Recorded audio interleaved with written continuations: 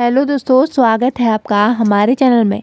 आज हम आपको सुनाने जा रहे हैं एक कथा कि कौन से देवी देवता का वाहन क्या है। हिंदू पौराणिक ग्रंथों में अनेक देवी देवताओं का जिक्र मिलता है। उनकी हर खूबी, हर विशेषता के साथ साथ उनके जीवन लीला और अवतारों का भी उल्लेख प्राप्त होता है। इन सब के अलावा हिंदू पुराण में भक्तों की सुविधा के लिए यह भी बताया गया है कि कौन से देवी देवताओं को कौन सा भोजन, कौन सा पुष्प और कौन सा रंग सबसे प्रिय है, जिसके आधार पर उनके भक्त उनके बारे में बेहतर तरीके से जान पाते हैं और अपने आराध्य को प्रसन्न रखने की कोशिश कर पाते हैं। देवी देवताओं से जुड़ी कहानियों और तस्वीरों में आपने उन्हें किसी खास तरह के पक्षी या पशु को उनके वाहन के तौर पर देखा होगा। यह वाहन हमेशा उनके साथ रहते हैं और कहीं ना कहीं उनके स्वभाव और उनकी विशेषताओं के बारे में दर्शाते हैं। देखने में ये वाहन बहुत सामान्य लगते हैं, लेकिन विशिष्ट देवी देवता ने इन्हें अपने वाहन के रूप में क्यों चुना, इसके पीछे रहस्य को भी समझने की ज़रूरत है।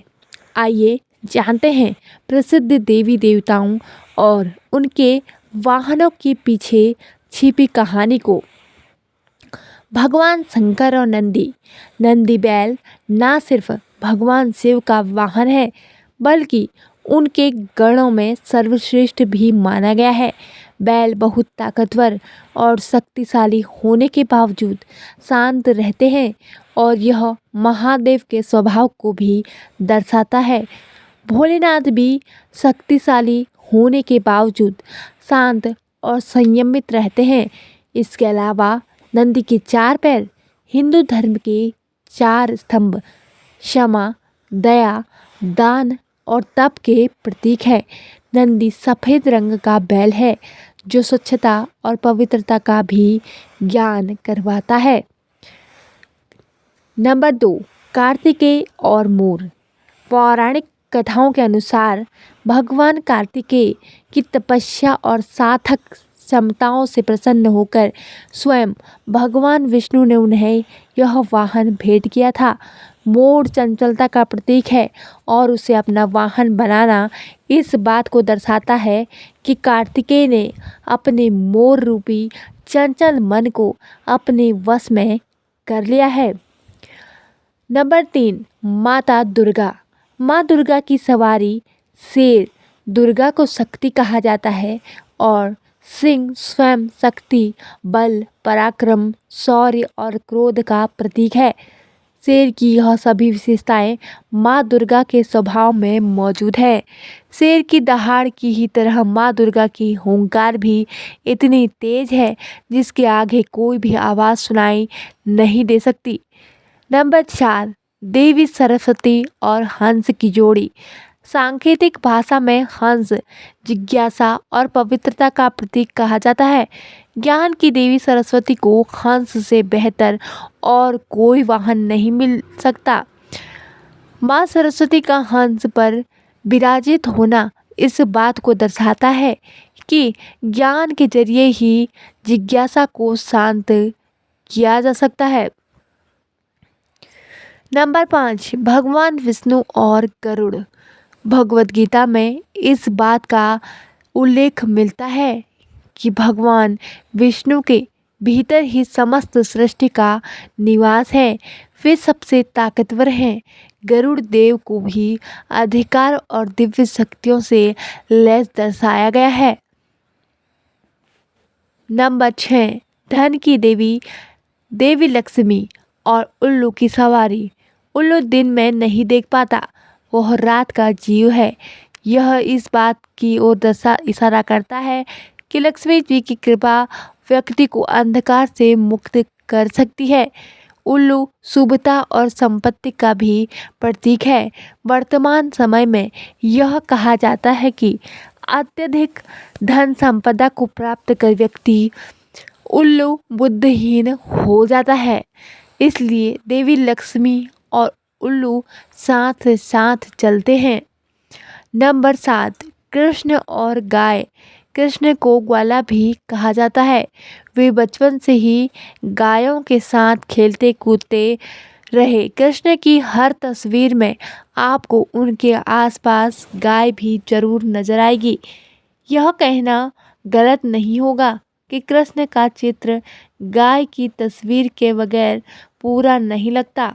शायद इसके पीछे भारत के ग्रामीण इलाकों की झलक दिखाना ही उद्देश्य रहा होगा। नंबर 8, श्री गणेश और मूषक अर्थात चूहा यह चीज को कुतर डालता है। यह जाने बिना कि कोई चीज कीमती है या अनमोल, वह उसे नष्ट कर देता है।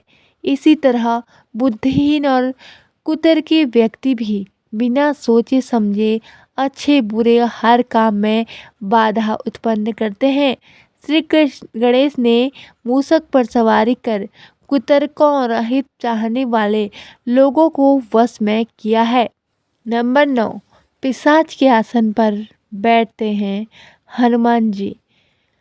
प्रेत, पिशाच या अन्य कोई भी बुरी आत्मा दुख और तकलीफ को दर्शाती है। हनुमान जी इन्हें ही अपना आसन बनाकर इनके ऊपर विराजित होते हैं, जो ये दर्शाता है कि हनुमान जी की आराधना हर बुरी ताकत और शक्तियों से बचाती है। नंबर 10, यमराज और भैंसों का झुंड आने वाले कष्ट से अपने सदस्यों की रक्षा करता है। भैंसा एक सामाजिक प्राणी है।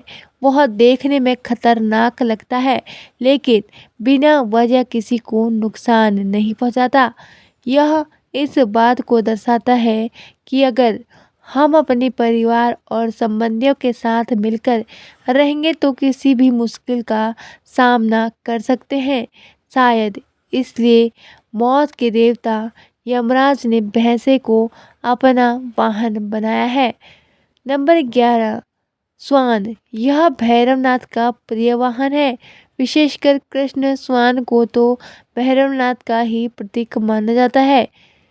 दत्तात्रेय भगवान को स्वान विशेष प्रिय थे। पांडवों में ज्येष्ठ युधिष्ठिर भी स्वर्ग जाते समय स्वान को ले गए थे।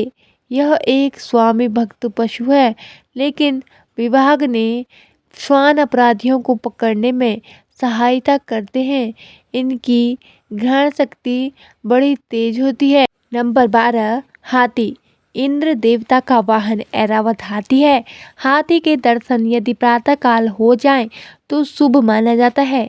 बाल्यावस्था में जब गणेश का शीश शंकर जी ने काट दिया था, तब हाथी का सिर ही उनको लगाया गया था। यह कार्य अश्विनी कुमारों ने भी किया था। प्राचीन समय में दीवारों पर हाथी के आकर्षक चित्र विभिन्न रंगों से बनाए जाते हैं। ये शुभ सूचक होते थे। नंबर 13, भैंसा यह यमराज का वाहन है। ऐसी मान्यता है कि किसी व्यक्ति की मृत्यु के पूर्व काले भैंसे पर बैठकर ही यमराज प्राण के लिए आते हैं। नंबर 14, गधा गधा शीतला माता का वाहन है। यह एक सीधा साधा प्राणी है।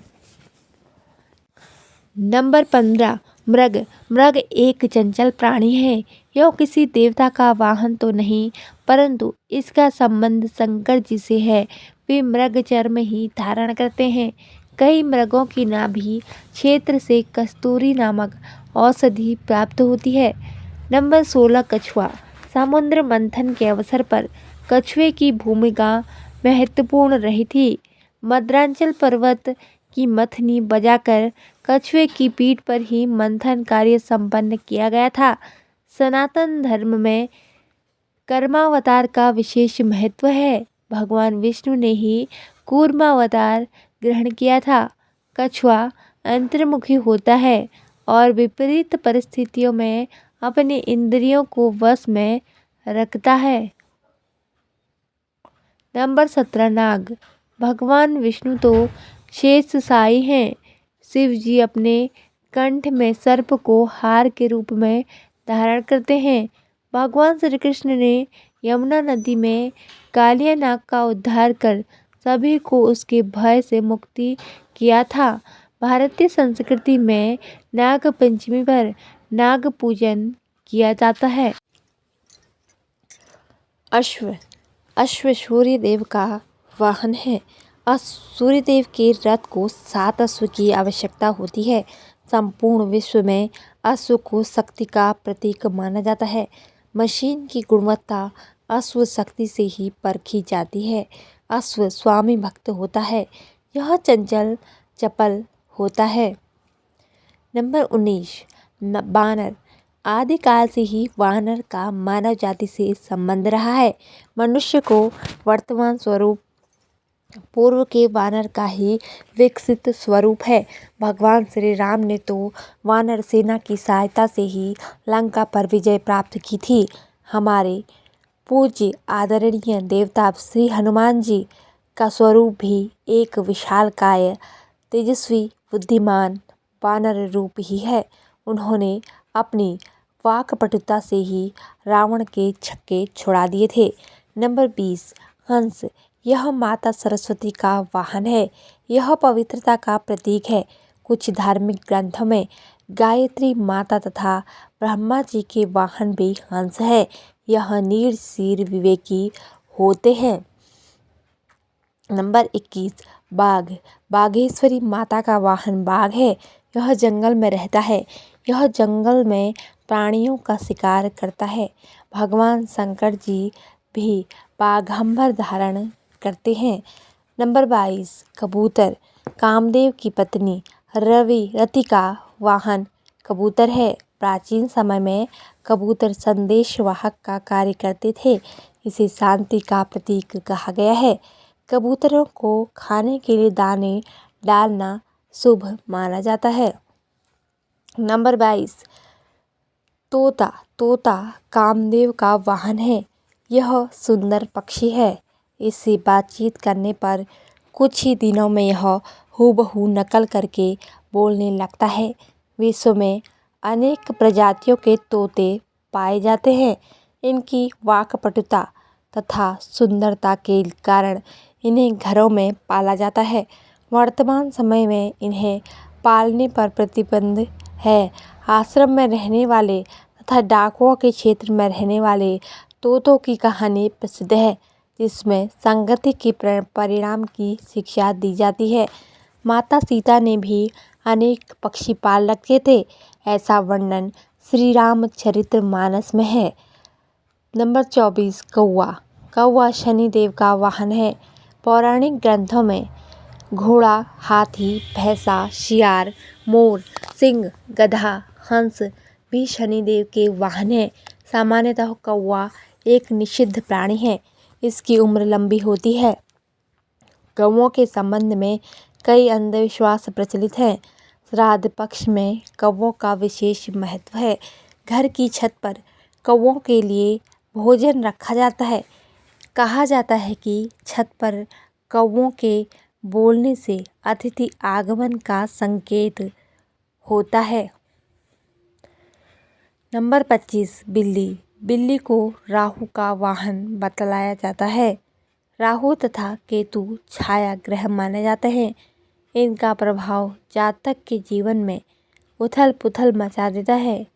बिल्ली को अलक्ष्मी का वाहन भी कहा जाता है। इसे पितृ का रूप भी मानते हैं। नंबर 26 मगर। इसे मगरमच्छ भी कहते हैं। गंगा नदी का वाहन मगरमच्छ है। धार्मिक ग्रंथों के अनुसार यह खोड़ियार माता का भी वाहन है। यह बहुत शक्तिशाली, हिंसक तथा क्रूर होता है। नंबर 27 मछली। मछली को भी गंगा नदी का वाहन कहा गया है। सनातन धर्म में मत्स्य अवतार का प्रमुख स्थान है। पानी के शुद्धिकरण में मछली का प्रमुख स्थान है। घरों में भी रंगीन मछलियों को रखना शुभ माना जाता है। नंबर 28 छिपकली। छिपकली भगवान वेंकटेश्वर का वाहन है। बहुधा यह घरों में छत पर घूमते हुए दिखाई देती हैं। अब हम कुछ ऐसे पशु पक्षियों का वर्णन करेंगे जो किसी देवता के वाहन तो नहीं है, परंतु हमारे दैनिक जीवन में हितकारी और पर्यावरण के संरक्षण में सहायक होते हैं। क्यों पड़ी वाहन की ज़रूरत? लेकिन यह एक सवाल है। यह उठता है कि जब चमत्कारी शक्तियों में से लैस देवतागण किसी भी क्षण, किसी भी समय, कहीं भी आ जा सकते हैं, तो उन्हें वाहनों की आवश्यकता क्यों पड़ती है? इसके पीछे कुछ धार्मिक और बहुत हद तक सामाजिक कारण मौजूद है। तो दोस्तों, आपको यह कथा कैसी लगी कमेंट करके ज़रूर बताएं और हमारे चैनल को सब्सक्राइब जरूर करें। धन्यवाद। जय माता दी।